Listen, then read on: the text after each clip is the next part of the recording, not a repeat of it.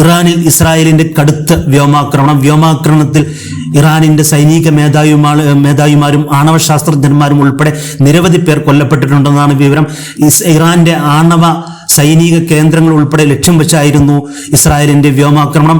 അതുപോലെ തന്നെ ആണവ ശാസ്ത്രജ്ഞർ താമസിക്കുന്ന അപ്പാർട്ട്മെന്റുകളും ഉൾപ്പെടെ അലി ഖാംനയുടെ വസതി ഉൾപ്പെടെയാണ് ഇസ്രായേൽ ഈ ആക്രമണത്തിൽ ലക്ഷ്യം വെച്ചിരിക്കുന്നത്. നിരവധി നാശനഷ്ടങ്ങളാണ്, കനത്ത നാശനഷ്ടമാണ് ഇറാനിൽ റിപ്പോർട്ട് ചെയ്യപ്പെട്ടിരിക്കുന്നത്.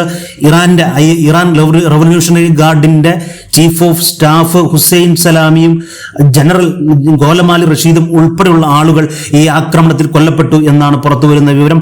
അതുപോലെ ആണവ ശാസ്ത്രജ്ഞന്മാരായ ഹറൈദുൻ അബ്ബാസിയും മുഹമ്മദ് മെഹദ് ടെഹ്റാൻജിയും അബ്ദുൽ ഹമീദ് മിനു ചെഹറും ഉൾപ്പെടെയുള്ള ആണവ സയന്റിസ്റ്റുകളും ഈ ആക്രമണത്തിൽ അവർ താമസിക്കുന്ന അപ്പാർട്ട്മെന്റിലേക്ക് ഇസ്രായേൽ നടത്തിയ വ്യോമാക്രമണത്തിൽ കൊല്ലപ്പെട്ടിട്ടുണ്ട് എന്നാണ് പുറത്തുവരുന്ന വിവരം.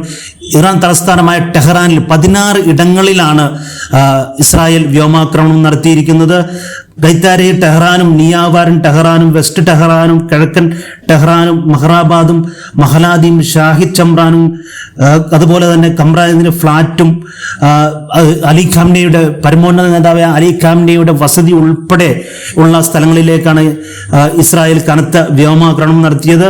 അതുപോലെ തന്നെ ഇറാൻ റവല്യൂഷണറി ഗാർഡിന്റെ ആസ്ഥാനം ആക്രമിക്കപ്പെട്ടിട്ടുണ്ട്.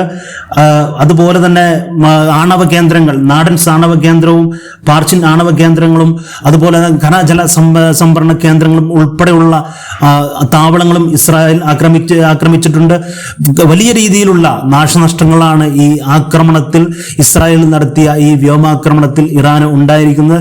ഇറാൻ എങ്ങനെ പ്രതികരിക്കും എന്നത് കൂടി കണക്കെടുത്തുകൊണ്ട് ഗൾഫ് മേഖലയിലെ പ്രതിസന്ധി, മിഡിൽ ഈസ്റ്റിലെ പ്രതിസന്ധി വളരെ രൂക്ഷമാവുകയാണ്.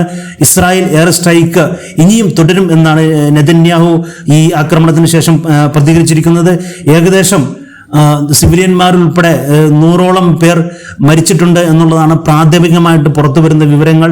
ഇനി കൂടുതൽ വിവരങ്ങൾ അന്താരാഷ്ട്ര മാധ്യമങ്ങൾ റിപ്പോർട്ട് ചെയ്യുന്നതനുസരിച്ച് മരണസംഖ്യ ഇനിയും ഉയരാം എന്നുള്ള തരത്തിലൊക്കെയാണ് റോയിട്ടേഴ്സും അതുപോലെ തന്നെ വാഷിംഗ്ടൺ പോസ്റ്റുകൾ ഉൾപ്പെടെയുള്ള വാർത്താ മാധ്യമങ്ങളുടെ ഓൺലൈൻ സൈറ്റുകളിൽ നിന്നുള്ള അവർ പുറത്തുവിടുന്ന വാർത്തകൾ അനുസരിച്ച് പുറത്തു വരുന്നത്.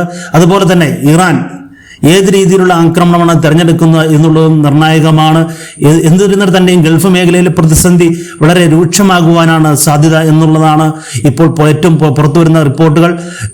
ഇന്ന് രാവിലെ 7 മണിക്കും 8 മണിക്കും ഉൾപ്പെടെ ഇറാനിലേക്ക് ഇസ്രായേൽ എയർ സ്ട്രൈക്ക് നടത്തിയിട്ടുണ്ട് എന്നുള്ളതാണ് ഏറ്റവും പുതുതായി പുറത്തു വരുന്ന വിവരങ്ങൾ. ഏത് തരത്തിലാണ് ഇത് ഗൾഫ് മേഖലയെ പ്രതിസന്ധി ബാധിക്കുന്നത് എന്നുള്ളത് കാത്തിരുന്ന് കാണേണ്ടിയിരിക്കുന്നു.